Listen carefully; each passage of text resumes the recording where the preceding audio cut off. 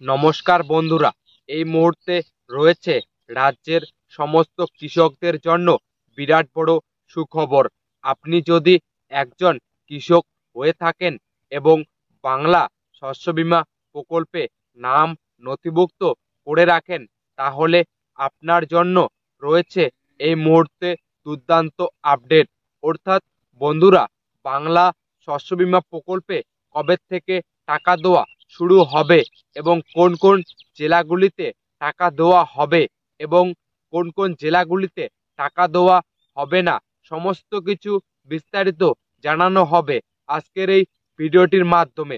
তো চলুন বন্ধুরা, দেখে নেওয়া যাক কি বলা হয়েছে আজকের এই প্রতিবেদনে। তো বন্ধুরা, আপনারা প্রথমেই দেখতে পারছেন ফসলের ক্ষতিপূরণের টাকা সবাই পাবে। আজকে আবার টাকা ছাড়লো মুখ্যমন্ত্রী মমতা বন্দ্যোপাধ্যায়। বন্ধুরা, আপনারা যারা এখনও ফসলের ক্ষতিপূরণের টাকা ব্যাংক অ্যাকাউন্টে পাননি, আপনাদের জন্য রয়েছে দুর্দান্ত খুশির খবর।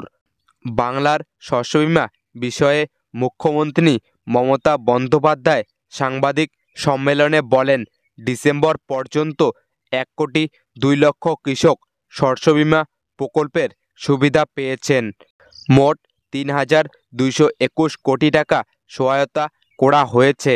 মূলত 2024 সালে খরিফ সিজনের যে সকল কৃষকদের বন্যা, ঝড় বৃষ্টি অথবা ঘূর্ণিঝড় দানার কারণে ফসলের ক্ষতি হয়েছিল, সেই সকল কৃষকরা বর্তমানে ফসলের ক্ষতিপূরণের টাকা পাবে। শস্য বীমার নিয়ম অনুযায়ী আপনার 75% ফসল নষ্ট হয়ে থাকে, তবে একজন কৃষক সর্বাধিক 25% পর্যন্ত ক্ষতিপূরণ পেতে পারেন। তবে পার্বত্য এলাকার ক্ষেত্রে চাষিরা 75% ফসল নষ্ট হলে 50% পর্যন্ত টাকা ফেরত পেতে পারেন। এই চলতি মাসের 8ই জানুয়ারি মুখ্যমন্ত্রী মমতা বন্দ্যোপাধ্যায় জনসাধারণের উদ্দেশ্যে বলেছিলেন, রাজ্যের 9 লক্ষ কৃষকের জন্য 350 কোটি টাকা বাংলা শস্য বীমা প্রকল্পে ফসলের ক্ষতিপূরণ বাবদ টাকা ছাড়া হয়েছে।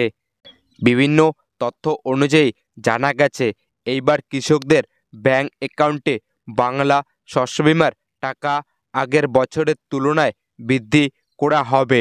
যদি এই মুহূর্তে স্ট্যাটাসের ঘরে ক্লেম আন্ডার প্রসেস লেখা দেখায়, তাহলে আপনি খুব শীঘ্রই টাকা পাবেন। আর যদি ক্লেম নট রিপোর্টেড ইয়েট লেখা দেখায়, তাহলে আপনি ক্ষতিপূরণের অর্থ পাবেন না। জানানো হয়েছে, যাদের স্ট্যাটাসের ঘরে এই মুহূর্তে ক্লেম নট রিপোর্টেড ইয়েট লেখা দেখাচ্ছে, তাদের এবার আর টাকা দেওয়া হবে না। বিভিন্ন তথ্য অনুযায়ী জানা গেছে, জানুয়ারি মাসের 8 তারিখ থেকে টাকা ছাড়া শুরু হয়েছে এবং আপনাদের যদি এখনও পর্যন্ত ক্ষতিপূরণের টাকা না ঢুকে থাকে, তাহলে জানুয়ারি মাসের 31 তারিখের মধ্যেই আপনাদের ফসলের ক্ষতিপূরণের টাকা ঢুকে যাবে, এমনটাই জানা যাচ্ছে সরকারি সূত্রে। তো এবারে দেখুন বন্ধুরা, কোন জেলার কৃষকরা টাকা পাবে। মূলত সমস্ত জেলার কৃষকদেরকেই টাকা দেওয়া হচ্ছে, তবে যেই জেলায় যে এলাকায় কৃষকদের বেশি ক্ষয়ক্ষতি হয়েছে, সেই এলাকার কৃষকরা শুধু টাকা পাচ্ছে। জানা গেছে, পূর্ব মেদিনীপুর, পশ্চিম মেদিনীপুর, পূর্ব বর্ধমান, বাঁকুড়া, হাওড়া, মালদা, নদিয়া, কোচবিহার, হুগলি জেলাগুলিতে আগে টাকা ক্রেডিট হতে পারে।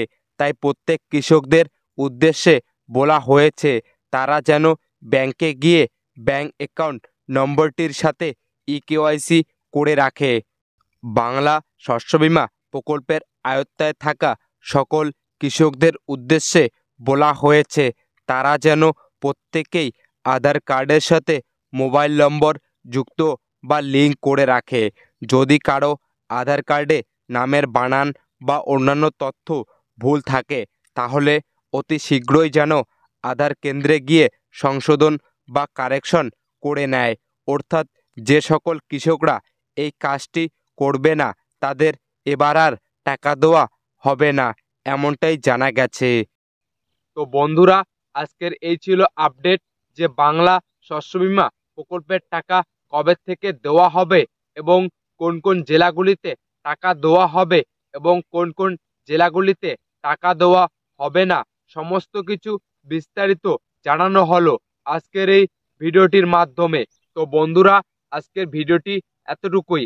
আর আপনি যদি আমাদের চ্যানেলে নতুন হয়ে থাকেন তাহলে অবশ্যই চ্যানেলটিকে সাবস্ক্রাইব করে রাখবেন নতুন নতুন গুরুত্বপূর্ণ আপডেটগুলি সবার আগে পাওয়ার জন্য।